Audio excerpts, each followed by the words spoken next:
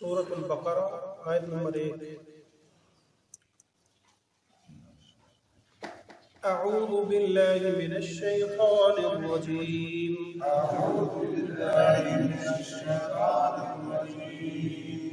بسم اللہ الرحمن الرحیم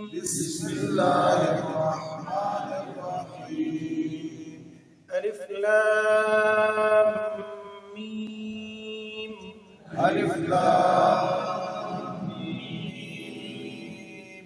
ذلك الكتاب لا ريب فيه هدى للمتقين صدق اللہ العظیم۔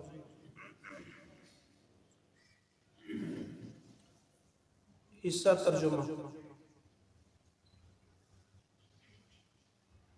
الف لام میم، اس کا ترجمہ بھی یہی ہے۔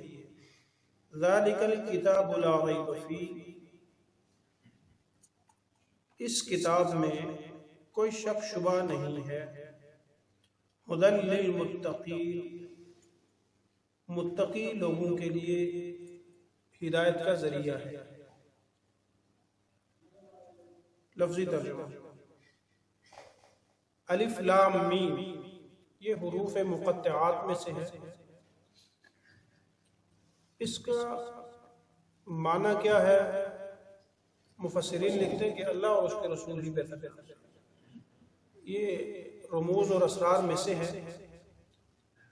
اس کا معنی عام انسانوں کو اور عام لوگوں کے لیے بیان نہیں کیا، اسرار میں سے اور رموز میں سے ہے، لہذا اس کے معنی کو بیان نہیں کیا۔ ذالک یہ اس میں اشارہ ہے، اشارہ کرنے کے لیے آتا ہے جب دور کوئی چیز ہو، اردو میں کہتے ہیں وہ کیا ہے، قریب ہو کہتے ہیں یہ کیا ہے۔ ایسے ہی عربی کے اندر جب اشارہ کرتے ہیں تو دور کے اشارہ کرنے کے لیے ذالک کا لفظ استعمال ہوتا ہے کہ ذالک وہ کتاب، ذالک وہ کوئی بھی چیز ہو اس کی طرف اشارہ کر سکتے ہیں۔ وہ مذکر، مؤنث ہو تو تل کا تانی کا استعمال ہوتا ہے، لیکن مذکر ہو تو ذالک کا۔ الکتاب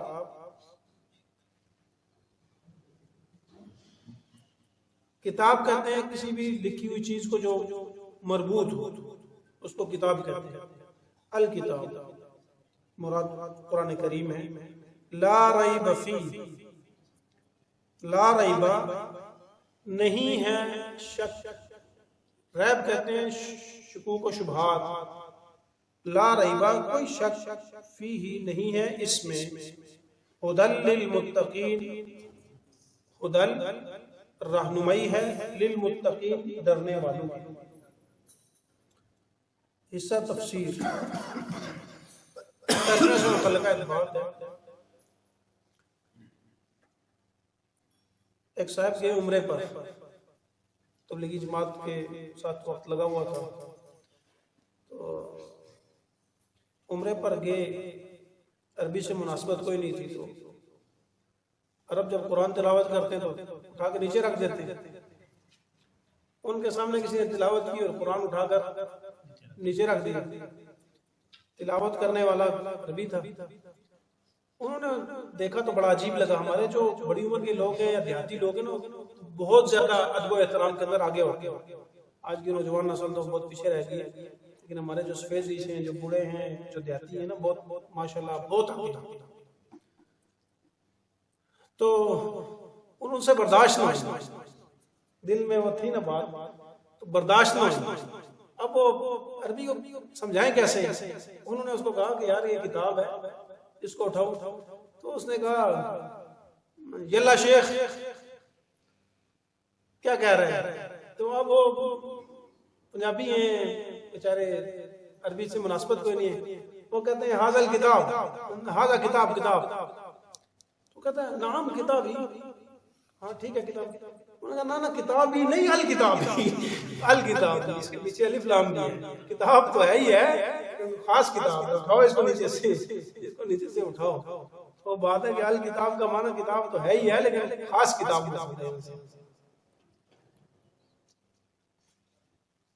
سورہ بقرہ میرے قرآن کے اوپر جو سورت لکھی ہوئی ہے سورہ بقرہ، اس کے دائیں طرف 2 لکھا ہوا ہے اور بائیں طرف 87 لکھا ہوا ہے. آپ میں سے بعضوں کے اوپر لکھا ہوگا، بعضوں کے اوپر نہیں لکھا ہوگا.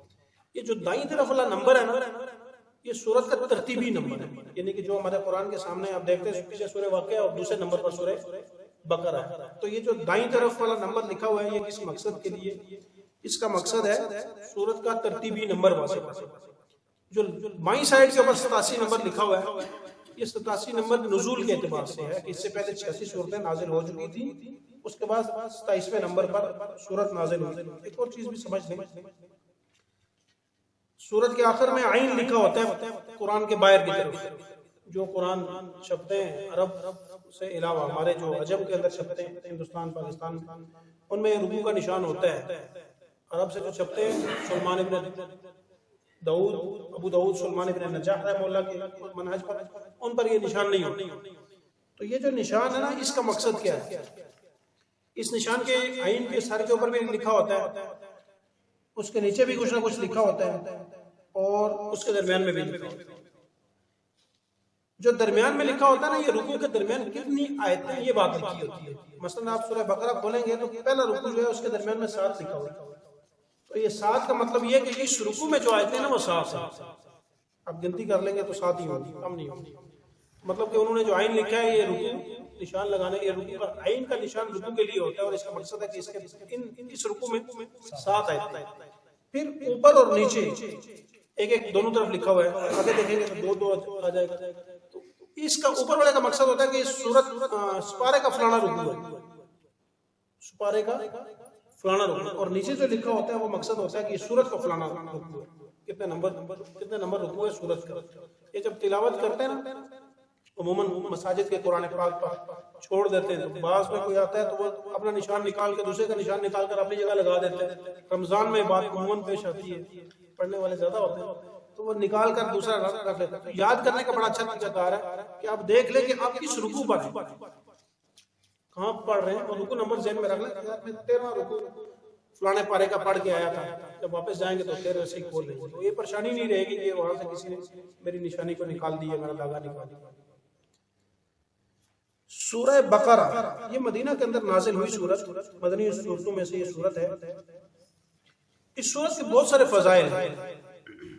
عبداللہ بن مسعود رضی اللہ تعالیٰ عنہ سے ایک روایت نقل کی ہے. مفتی شفیع عثمانی رحمہ اللہ نے اس کو اپنی تفسیر کے اندر بھی لکھا ہے، معارف القرآن میں بھی لکھا ہے، علامہ ابن کثیر نے بھی اس کو لکھا ہے، اور علامہ قرطبی رحمہ اللہ نے بھی اس کو لکھا ہے. وہ لکھتے ہیں کہ اس سورت کی 10 آیات جو آدمی تلاوت کر لے یا جس گھر میں تلاوت کی جائے، اس میں نہ جنات داخل ہوتے، نہ شیاطین داخل ہوتے، اور نہ اس کے اوپر جادو ہو سکتا. کون فرماتا ہے؟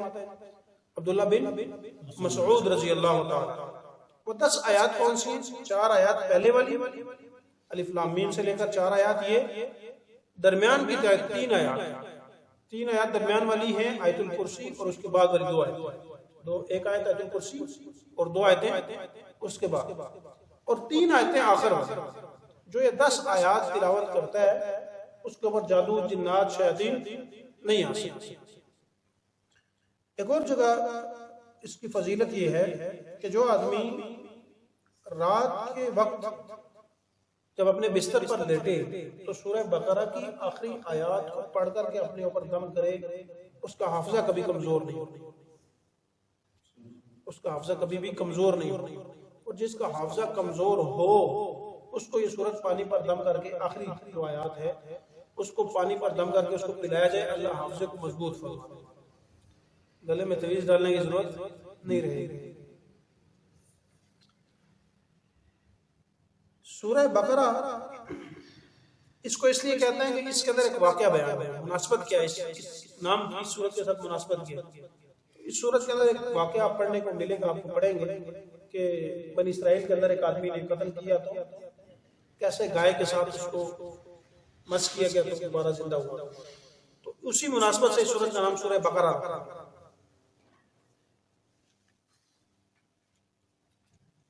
اس سورت کے آغاز میں جو پہلا حرف ہے اس کا معنی کسی کو نہیں معلوم.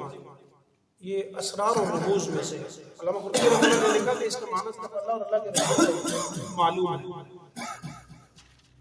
کیا مراد ہے اس سے؟ بعض خطیب ترجمے لگاتے رہتے ہیں، اپنی طرف سے جوڑتے رہتے ہیں، الف سے فلانا مراد ہے اور لام سے فلانا مراد ہے اور میم سے فلانا مراد ہے۔ یہ ان کی ذاتی تحقیقات ہیں، اس کا قرآن کے ساتھ کوئی تعلق نہیں۔ ٹھیک ہے، الف سے فلاں مراد ہے، لام سے فلاں مراد ہے، اس کی دلیل کوئی بھی نہیں ہے، ان کی کتابت کے نقطے ہیں، باقی قرآن و حدیث کے ساتھ کوئی تعلق نہیں۔ دوسری چیز یہ بھی سمجھنے کی ہے کہ الف لام میم کا معنی لغت کی بنیاد پر بھی سمجھ نہیں آتی۔ یہ آدمی کہے نا کہ میں لغت کی بنیاد پر قرآن سمجھنا چاہتا ہوں، میں اپنا قرآن پاک کو لغت کے زور پر سمجھوں گا، اس کے لیے جواب یہ کہ حروف مقطعات کا کیا معنی ہوگا؟ یہ تو لغت میں بھی نہیں ہے، ان کا کیا معنی کریں گے؟ بعض مفسرین نے لکھا کہ یہ الف لام میم عین سین قاف قاف ہا یا عین صاد یہ سورتوں کے نام ہیں، لیکن یہ بھی مفسرین کی کم رائے ہے۔ زیادہ اور راجح قول یہی ہے کہ اس کا معنی اللہ ہی جانتے ہیں کہ اس سے کیا مراد اور کیا معنی ہے۔ ذالک الکتاب لا ریب فیہ، ایک بات رہ گئی ہے، شروع میں ہم تجوید پڑھتے تھے نا، حصہ تجوید ہوتا ہوا کرتا تھا، آج نہیں پڑھی۔ میں نے کچھ علوم آپ کے سامنے ذکر کیے تھے کہ الفاظ قرآن کے ساتھ کون کون سے علوم وابستہ ہیں، اس میں سے میں نے آپ کے سامنے رسم الخط کو بیان کر دیا تھا کہ رسم الخط کا کیا معنی ہے۔ رسم الخط کا یہ معنی ہے کہ خط عثمانی کے علاوہ کسی دوسرے خط میں قرآن کو لکھنا درست نہیں، اس کے 4 مناہج ہیں، چاروں پر لکھ سکتے ہیں۔ پھر قرات کا بھی معاملہ میں نے آپ کے سامنے رکھا کہ قراتیں کتنی ہیں اور کیسے کیسے پڑھا جاتا ہے۔ ضبط یا فواصل الآیات، آج کی مناسبت سے پڑھ لیتے ہیں، فواصل الآیات کہ قرآن کی آیات کتنی ہیں، ان کو کیسے نشان لگایا جائے گا، کیسے تقسیم کیا جائے گا۔ یہ جو الف لام میم کے بعد گول دائرہ سے لگا ہوا ہے، بیچ میں ایک لکھا ہوا ہے، اس کو آیت کا نشان ہے۔ یہ ایک مستقل علم ہے، یہ مستقل ایک فن ہے کہ آیات کو کیسے ایک دوسرے سے جدا جدا کرنا ہے، اس کو فواصل الآیات ہے۔ تو دوسری آیت ہے ذالک الکتاب لا ریب فیہ، اس آیت کے اندر اللہ قرآن کی تعریف کر رہے ہیں، قرآن کا تعارف کروا رہے ہیں، قرآن کا انٹروڈکشن کروایا جا رہا ہے کہ قرآن ہے کیا۔ اللہ فرماتا ہے کہ ذالک الکتاب لا ریب فیہ، یہ کتاب وہ کتاب ایسی ہے جس کے اندر کوئی شک شبہ نہیں، بلکہ شک شبہ کی گنجائش بھی نہیں۔ پہلی بات یہ کہ کوئی بھی کتاب ہو، اکثر عرض کرتا ہوں کہ اس کی ایک مدت ہوتی ہے، اور یہ بات مشاہدے میں دیکھنے سے ملتی ہے، تجرباتی بات ہے۔ آپ دیکھتے ہیں معاشرے میں کوئی آدمی کتاب لکھتا ہے، ایک زمانے تک چلتی ہے، اس کے بعد وہ ختم ہو جاتی ہے۔ مثلا 20ویں صدی کی جو کتابیں وہ آج نہیں ملیں گی ہمیں پڑھنے میں۔ ایسا نہیں ہے کہ کتابیں تھی ہی نہیں، بڑے اچھے لوگ گزرے ہیں، بڑی تحقیق انہوں نے کی ہوگی، کتابیں ہیں، لیکن آج کے زمانے میں وہ نہیں ہے۔ اس کی وجہ یہ ہے کہ کتاب کا ایک زمانہ ہوتا ہے، عمر ہوتی ہے کتاب کی، اس عمر کے بعد وہ کتاب خود بخود فوت ہو جاتی ہے، ختم ہو جاتی ہے، تذکرہ اس کا نہیں رہتا۔ لیکن قرآن وہ واحد زندہ و جاوید کتاب ہے جو نبی کریم صلی اللہ علیہ وسلم پر نازل ہوئی، اور آج تک آج کے زمانے میں ہمیں یوں سامنے کھڑے ہو کر کہتی ہے کہ میں ایڈوانس ترین کتاب، مگر نہ نبی صلی اللہ علیہ وسلم پر جو کتاب نازل ہوئی وہ 1400 سال پہلے نازل ہوئی، 1400 سال پہلے کے اور آج کے حالات ایک جیسے نہیں ہیں۔ مثلا 1400 سال پہلے کے کسی آدمی کو کہو کہ پاکستان میں ایک بندہ بیٹھا ہوگا، پاکستان میں بیٹھ کر سعودی عربیہ کے اندر کسی آدمی کو فون کرے گا، وہ بولے گا پاکستان میں، آواز سعودی عربیہ میں آئے گی، اس کی سمجھ میں بات کبھی بھی نہیں آئے گی۔ ہماری سمجھ میں کیوں آتی ہے؟ ہم نے دیکھا ہے نا، اسے مشاہدہ کیا، تب ہمیں پتہ چلتا ہے یار یہ موبائل ہے، آواز ایک جگہ سے دوسری جگہ پہنچ جاتی ہے۔ لیکن 100 سال پیچھے بھی چلے جاؤ تو وہ نہیں مانے گا، یہ ہوتا کیا ہے، ایسے ہو کیسے سکتا ہے؟ یہ بات تو سمجھ سے ہی بات ہے، پاگل ہو گیا یار، ایسے ہی کہے گا۔ قرآن اس زمانے میں نازل ہوا تھا، لیکن آج کے زمانے میں بھی قرآن یہ بتاتا ہے کہ تم جہاں پہنچے ہو میں اس سے بھی آگے، آپ جہاں پہنچے ہو میں اس سے بھی کیا ہوں، تو موسٹ ایڈوانس کتاب ہے وہ قرآن۔ پھر اللہ فرماتا ہے کہ کوئی بھی کتاب ہوگی اس میں شبہ و شبہات بھی ہوتے ہیں، پتہ نہیں فلاں جگہ غلطی ہوگی ہے، لکھنے والے کو خود شبہ رہتا ہے۔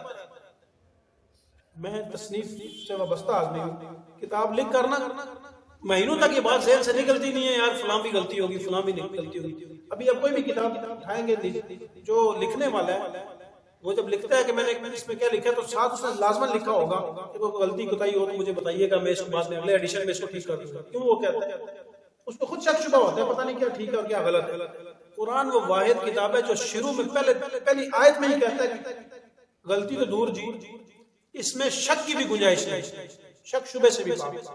اس سے ایک اور بات سمجھ آئی کہ قرآن کسی کو سمجھ آئے تب اور سمجھ نہ آئے تب، دونوں حال میں قرآن کے اوپر ایمان لانا فرض اور واجب، لازم اور ضروری ہے۔ یہ قرآن کا بنیادی حقوق قرآن میں سے قرآن کا حق یہ ہے کہ اس پر ایمان لائے۔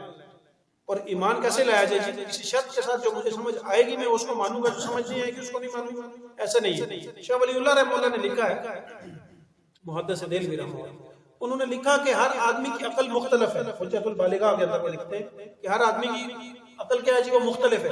بعض لوگ اشاروں سے بات سمجھ جاتے ہیں، ان کو اشارہ کرو گے وہ سمجھ جائیں گے۔ بعض لوگوں کو بات سمجھانی پڑے گی کہ آپ یہ کام ایسے کرو تو ایسے ہو، اور بعض ایسے کہ بھینس کے سامنے ڈول بجانے والی بات ہے، انہیں سمجھاتے رہو سمجھ نہیں آئے گی۔ تو پتہ یہ چلا کہ آدمی کی عقل کا معیار مختلف ہے۔ کوئی آدمی اٹھ کر کہے کہ یہ آیت مجھے سمجھ نہیں آئی، تو اب کیا جانے کہ اس کی عقل کا معیار کون سا ہے، اس کی سمجھدانی کتنی بڑی ہے۔ تو لہٰذا قرآن عقل میں آئے تب، عقل میں نہ آئے تب، ہر حال میں قرآن پر ایمان لانا لازم اور ضروری ہے۔ دوسری اور اصولی بات، دین سارے کا سارا اس کی بنیاد اعتماد کے اوپر ہے۔ یہ جو دین کی عمارت ہے اس کی بنیاد کس کے اوپر ہے؟ اعتماد کے اوپر۔ جیسے یہ بلڈنگ ہے، اس کی بنیاد ہے کچھ، نیچے انہوں نے کچھ ڈال کر کے اوپر بلڈنگ کھڑی کی، ایسے ہی دین اسلام کی بنیاد اعتماد ہے۔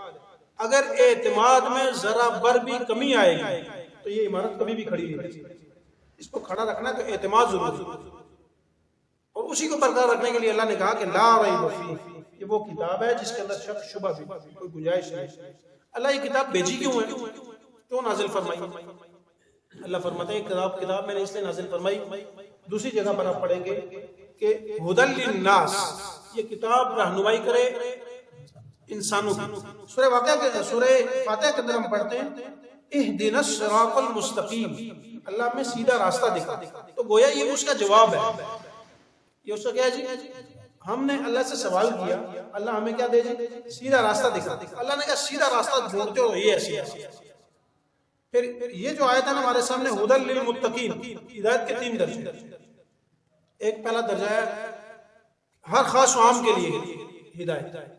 ایسا نہیں ہے قرآن نازل ہوا تو اسپیشل متقی لوگوں کے لیے، اس کا یہ معنی نہیں ہے کہ جو متقی نہیں ہے قرآن اس کے لیے نہیں ہے۔ جو آدمی کہتا ہے کہ میں گناہگار آدمی ہوں قرآن اس کے لیے نہیں، ایسا نہیں، بلکہ اللہ فرماتے ہیں قرآن اس کے لیے بھی ہے۔ ھدی للناس، وہ مسلمان ہے تب، وہ کافر ہے تب، وہ ماننے والا ہے تب، وہ نہ ماننے والا ہے، قرآن سب کے لیے، یہ سب کے لیے رہنمائی کا ذریعہ ہے اللہ نے۔ اور یہ ہم دیکھتے ہیں نا مشاہدے میں، کوئی بھی مشین بنتی ہے تو مشین بنانے والا ساتھ چھوٹی سی کتاب دے دیتا ہے، یہ کتابچہ کیا ہے، اس کا مینول بک ہے، اس کے مطابق آپ فریج لیتے ہیں تو فریج کے ساتھ اس کا کتابچہ آتا ہے کہ اس کے مطابق اس کو چلائیں گے تو یہ چلے گا، اس کے خلاف چلائیں تو چلتا ہے۔ یا گاڑی میں پٹرول ڈالنے کی جگہ پانی ڈال دیں اور پانی والی جگہ پٹرول ڈال دیں، گاڑی چلے گی؟ نہیں چلے گی۔ ایسے ہی اللہ نے انسانوں کو بنایا تو انسانوں کو بنا کر بیابان میں چھوڑ نہیں دی، دنیا میں بالکل پیدل نہیں کر دیا، بلکہ اللہ نے زندگی بسر کرنے کے لیے ساتھ مینول بک کے طور پر ہمیں قرآن دی، اور یہ قرآن جا کر رہنمائی کر کہاں پٹرول ڈالنا ہے، کہاں پانی ڈالنا ہے، کہاں کیا ڈالنا ہے، راہ دکھا کہ زندگی بسر کیسے کرنی ہے، رہنا کیسے ہے، خاص و عام کے لیے ہدایت۔ پھر دوسری ہدایت ہے جو اس کے اوپر لیول کی ایمان والوں کی ہدایت، کیا حلال ہے کیا حرام ہے۔ پہلی ہدایت تو یہ ہے نا، مثال کے طور پر کھانا کیسے اور کیسے نہیں کھانا، کیا کھانا اور کیا نہیں کھانا، ٹھیک ہے۔ دوسری چیز آ کر رہنمائی کرتی ہے کہ یہ اپنا نہیں ہے، یہ سیب جو آپ کھانے لگے ہو یہ کسی کے باغ سے چوری کا ہے، نہیں کھانا، حرام ہے۔ یہ اپنے باغ کیا کھا لینا حلال ہے۔ دوسری رہنمائی کا یہ درجہ۔ تیسری درجہ ھدی للمتقین، جو بالکل پہلا درجہ عام لوگوں کے لیے جو کافر ہیں مسلمان سب کے لیے، دوسرا ایمان والوں کے لیے، اور تیسرا مخصوص مقرب لوگوں کے لیے جو بالکل اللہ کے اسپیشل لوگ ان کے لیے، کہا کہ ان کے لیے بھی یہ ھدی للمتقین ہدایت ہے متقی لوگوں کی۔